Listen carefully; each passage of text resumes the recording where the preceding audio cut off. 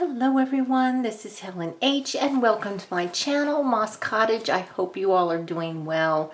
Today I wanted to work on a little journal, and this might actually be a 2 or possibly 3-part short videos on how to make a hidden spine journal the way I know how to make it. What I'm going to be using is this book. It is Funk and Wagnall's Standard Encyclopedia, Simpson through T something, I don't know. This is just one of several books I got. I didn't get the entire set of these encyclopedias, but they're small. See how small it is? I mean, it's no bigger really than my hand. I've never seen an encyclopedia as small as this is. So what I wanted to do was kind of show you how I make these journals, and I'll show you some finished results. Well, you'll see this one finished, and then some others that I made also using these same books. Now, what I did was I just took an X-Acto knife and cut the book block out, the text block out.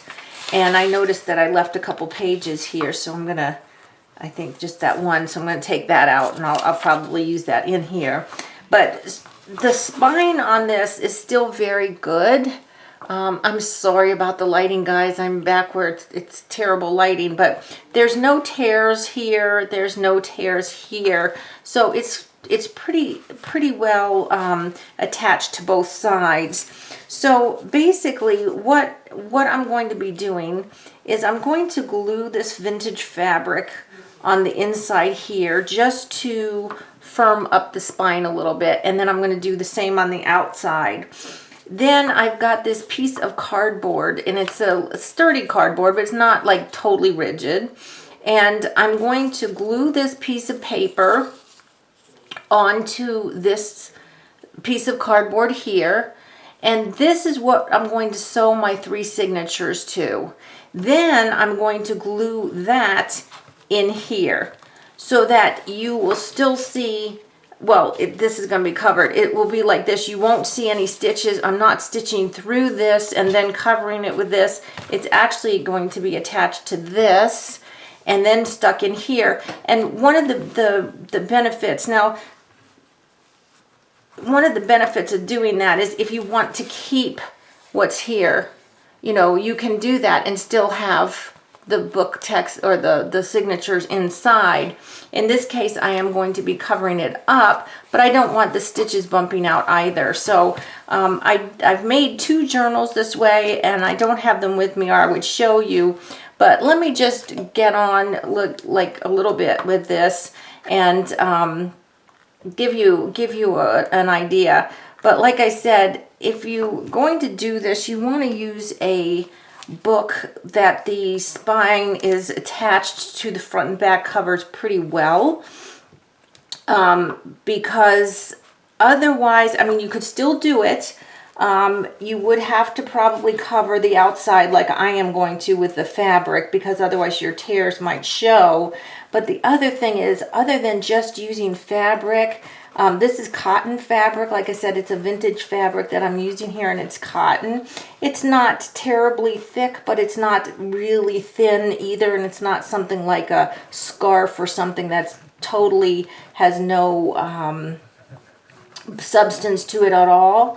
But what I would do if your spines are a little bit leery, you're not sure they're going to hold with just fabric, then you can put a piece of Tyvek, which is what mailing envelopes are made out of, and you could put a piece of that. You could put a piece of some kind of packing tape underneath the fabric so that it gives just one more level of structure, you know, one more level of structure there to hold it together. Now I'm just going to go ahead as best as I can and get this in here. And I'm not too fussed if these edge pieces are not even on the side. See, I think I got more on this side than I did on this side. It doesn't matter to me because they are going to actually be covered with my end papers anyway. So I'm just going to do this and put this in here like this and get it all up here. Now, I really like having these little tufts of the paper or the fabric coming out the top. I mean, the fabric itself is not sticking out. You could make it stick out if you wanted to, but I'm just talking about the little rough edges, the little, what are these called? These, oh my gosh, Helen, you know what these are called. These little things. I like that they stick out. To me, that doesn't bother me at all. So what I'm going to do is I'm going to do that like this and get it on here as best I can. Now remember, this piece is going to be glued in here. And the reason I'm going to be gluing the text paper on the cardboard is because in between my signatures, I don't want to see this plain cardboard. I mean, you'll see very little of it, but I just, on all the other ones, I did the same thing. I went ahead and covered that. But so right now, I'm just going to concentrate on getting this fabric on and getting this this cover a little stabilized. That's the word I will use, is stabilized here. So I'm going to do the same thing on the outside here. And if you were, like I said, if you wanted to keep the spine, you like what it says, it's got something pretty or nothing, or, you know, the color's right, whatever, you don't have to put fabric on the outside. Just make sure that your inside is really nice and stable. So I'm going to do the same thing and just cover this with this glue. And I would definitely use a glue like the Beacons, Fabric All, or Fabrifix, Fabri-Tac, something like that, because this is going to have be holding your book together, and it's going to be, especially the outside, it's going to be touched a lot. So now I'm just going to go ahead and put my piece of fabric on here. Now I can already see that I've got some glue sticking out of the edge here. I had a napkin out here somewhere, I can't see it. Okay, which is not the end of the world, because, and up here, I have some glue up here that I can just wipe off here. Usually if you wipe it with your finger like that, it will go away. You just have to be careful, because this Beacons glue, I use it a lot on the Reader's Digest, those condensed Reader's Digest books for my journals that I make. And when it gets on the surface of that, it will take the color right off. So you need to be very careful about that. So I'm just doing this, and I know the camera's not, I'm sorry, you know what, this is probably shaking the camera terribly, me doing this. But the Beacon just kind of beads up when you rub on it. Okay, so this it's not perfect, but that's okay, because first of all, I'm going to be decorating the cover, and I might actually put a piece of trim here. I just like this vintage blue fabric, and I use this on the other two that I have already made also. So that's going to be that. And the next thing that I want to do is to put some pages here, the front and back. And sorry, I do have to get up for a minute because I forgot I was going to do that. I need to just grab my paper real quick that I wanted to use. I brought some different papers. I'm working on several different projects here, and I have many different papers, but I know which one here. This is the one I wanted to use for the front and back here. See, so this is going to cover up to here. So if this is at an angle or it's too frayed, it doesn't matter, because your bookends will, butt right up there. So let me see what size this is, because I'm going to have to cut these. So my book is approximately, let's see, I'll come a little bit from the inside. Let's make it 4 by, let's see here, 4 by 6 1/4. Okay, so we'll cut that 4 by 6 1/4. So I've got my giant honkin' paper cutter here that, I could build a house with this thing, and I'm trying to cut something as small as 4 by 6 1/2, but let's see here. So I said 6 1/4, so I'm going to have to do that this way. Well, it doesn't matter. Okay, 6 1/4 is here.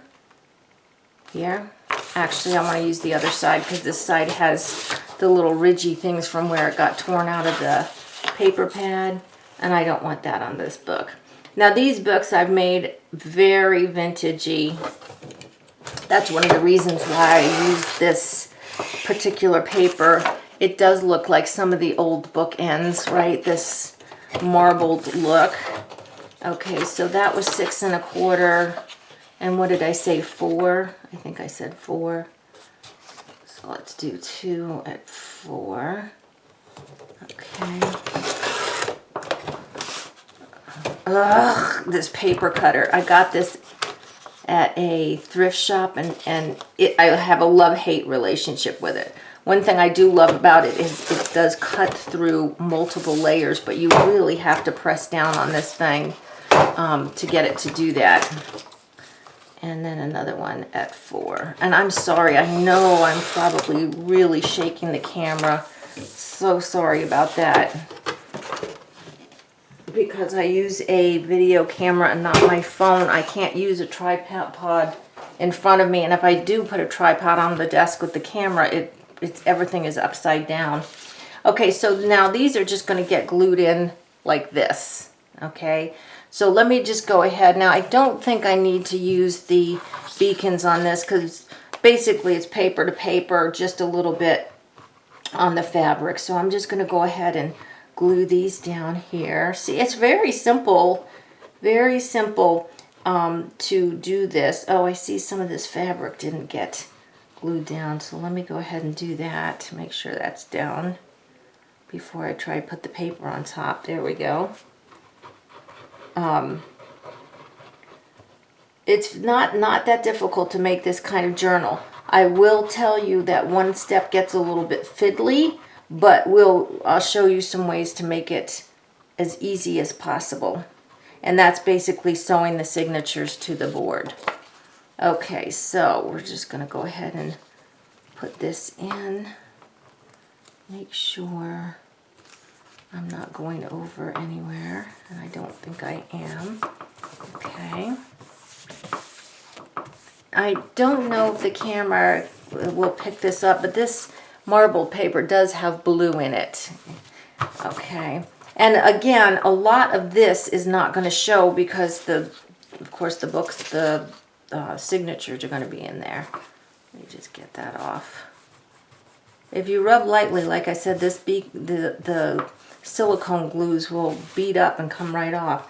Now let me just check. I do need to do a tiny bit more here. Oh, come on, glue.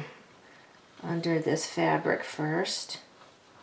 I should have checked that before I started this other step, but that's okay. No problem. Okay. And I'll wait till you see the ones I've done. They're so cute. And then the next time we will work on putting some signatures together and maybe sewing them in, and then we'll maybe finish it up. So maybe 3 parts, because I don't like to make my videos too long. And if you do want to try it, then this way you know you're only dealing with so much per step. You know, you don't have to go too far. Oh, okay, this is a disaster. Okay, I see what's happened. I didn't remove all the pages. Okay, so we're going to have to fix this. There was one more page, and the only way I can fix it, which is not a big deal, is to just glue it down also. There were 2 pages in the front I didn't remove. No big deal. See what I'm doing? I'm just gluing the page down. There we go. And of course I'm getting myself all gluey, but that's okay. All right, Helen, where's your napkin? I don't know what I did with my napkin. That just I get everything off the desk so I can work, and then I don't have anything that I need on my desk. Okay. All right, so here's the other end, and I'm just going to go ahead and, as best I can, line this one up. I left myself a tiny little bit of room top and bottom. Not a lot. Just a tiny bit, and I want to make sure I get it on straight. Like this. Okay. Okay. All right. All right. I think that this is going to be good. I don't want to keep pressing because I know I'm shaking you guys all up. You're probably getting seasick watching this video. Okay, so that's the first step, guys, is just to glue some fabric and or tape paper if you're using a thinner fabric, or you're not going to be using fabric or paper on the outside. You know, if you're just going to be reinforcing the inside, then use a little bit of Tyvek, or, you know, something that's a little sturdier underneath your fabric if you're only going to be using like cotton fabric. Okay, so there it is. Okay, so this is it. This is how easy it is to prepare the binding part for your book, for your hidden spine book. So the next time what we're going to be doing, see, and then this is just going to be glued in there. The next time what we're going to be doing is we're going to be working on some pages. And you saw me tear this one out, but I've got a whole bunch of papers in different sizes because it's going to be a junk journal, and I've got all kinds of things. And then I tore out some more vintagey looking papers. This is from Edith Holden, and just some older papers, some coffee stain papers that we will be making some signatures to put inside this little book. And I hope you enjoyed this video. I hope you give it a try. And guys, anywhere you can get free books, sometimes the libraries give away free old books. Thrift shops sell them dirt cheap if they don't give them away. And this is a great way to make journals. Super easy. I mean, just a few little pieces of fabric, little pieces of paper for your bookends if you want to put bookends on there. I think it's nice. I think it finishes it off nicely. And then, of course, all the little papers you're going to use for your insides. Super, super easy. I hope you like this video. Please give me a thumbs up. Look out for the next video where we make our signatures. Subscribe to my channel. And until the next video, guys, I hope you're all truly blessed. Bye-bye.